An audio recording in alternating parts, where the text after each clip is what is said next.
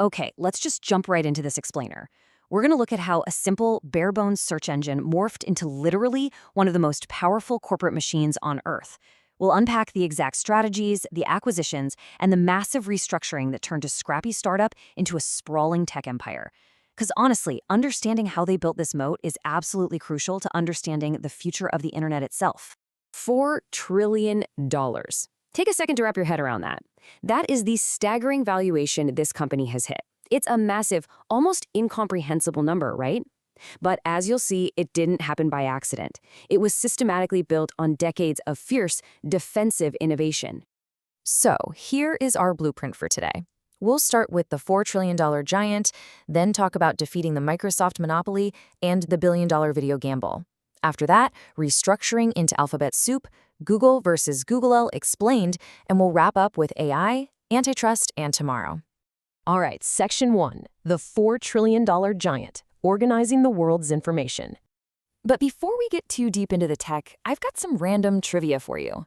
Did you know that those tin soup cans in your pantry are actually made of steel with just a super thin coating of tin? Kind of crazy, right? But even organizing totally random facts like this hits the nail on the head of Google's original mission, to make literally all the world's information universally accessible and useful. All right, back to the empire.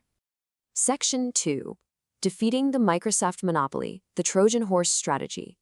Early on, Google had this sudden realization. Their entire search empire was living on borrowed time because it existed totally at the mercy of Microsoft's desktop operating system and Internet Explorer. To defend themselves, they went on this jaw-dropping run of Web 2.0 product launches. In 2004, they dropped Gmail with 1 gigabyte of free storage, which was unheard of back then. Then dynamic Google Maps in 2005. And in 2006, Google Docs brought us real-time collaboration. They were basically forcing users off the desktop and onto the web. This was a brilliant Trojan horse attack. Think about it. You had the Microsoft desktop. It was locked in, it was expensive, and you were tied to a single machine. Contrast that with the Google Web, available everywhere, instantly updated, and entirely free. Google happily ate those massive infrastructure costs because they knew if the web browser became your main platform, Microsoft would totally lose its leverage over Google's search business. But they were incredibly careful not to poke the Microsoft bear too early. Former CEO Eric Schmidt famously put it like this: "I don't want to moon the giant." They purposely held off on launching their own Chrome browser until they had built up enough undeniable leverage with consumers who were already hooked on their web apps. They just bided their time perfectly. Moving on to Section 3, the billion-dollar video gamble, the YouTube acquisition. Before it became the absolute juggernaut we know today, this little startup was struggling with a very different identity. Does anyone actually remember what YouTube was originally designed to do? Believe it or not, it started as a failed video dating site. Yeah, their literal tagline was "Tune in, hook up." When that totally failed to catch on, the founders made a hard pivot and just decided to let anyone upload anything. And once Google saw the immense traction from that pivot, they swooped in and bought it for $1.65 billion in stock.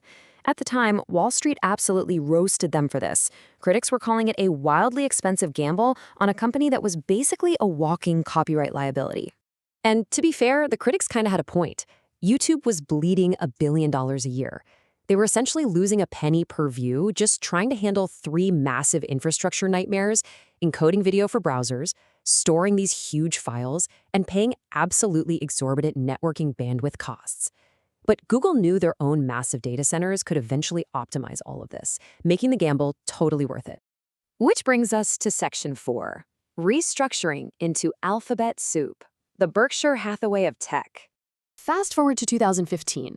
The company had gotten so complex that they created a stark divide. On one side, the highly profitable core businesses, search, YouTube, Android. On the other side, the speculative moonshots like Waymo's self-driving cars and Calico's longevity research. Wall Street was demanding to know exactly how much these crazy passion projects were costing, and this split finally gave them that transparency. By setting up this new parent company, Alphabet, they basically adopted a Warren Buffett-style conglomerate model. It was a genius move. They could protect their weird, risky innovation culture without terrifying their core investors. It let independent CEOs run each distinct venture, completely insulating that cash-gushing search business from the riskier bets. Section 5. GOOG versus GOOGL explained, decoding the tickers. Okay, Let's solve the mystery of the two stock tickers. Back in 2014, they did a stock split. Class C shares, which trade under GOOG, have 0 voting power. Class A shares, Google L, give you 1 vote per share. But here is the real magic. The untraded Class B shares hold 10 votes per share. This brilliantly allowed founders Larry Page and Sergey Brin to double the number of shares to raise capital from the public while securely locking down their absolute insider control over the company. Finally, Section 6, AI, antitrust, and tomorrow, the next existential threats. Today, Alphabet is basically living in 2 different realities. On the innovation side, they're boasting an incredible 30% return on invested capital. They're making mind-bending leaps like the new quantum Willow chip, which does calculations in 5 minutes that would take normal supercomputers 10 septillion years, and pushing hard with their Gemini AI.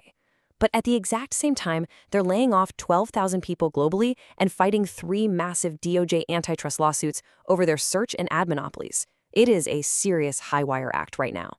Yet, it's really hard to bet against their track record. Look at how those strategic bets played out. That widely mocked billion-dollar YouTube mistake from 2006? Today, it pulls in over $50 billion annually between ads and subscriptions. That completely eclipses Netflix's total annual revenue. It's a pretty wild testament to their long-term vision. So as we wrap up this explainer, I want to leave you with this.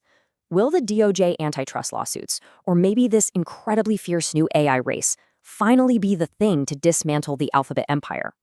Or is the ultimate moat builder just going to out-engineer and outmaneuver its newest threats all over again? It's a fascinating puzzle, and I hope this helped decode exactly how this $4 trillion machine was built. Keep questioning and keep learning.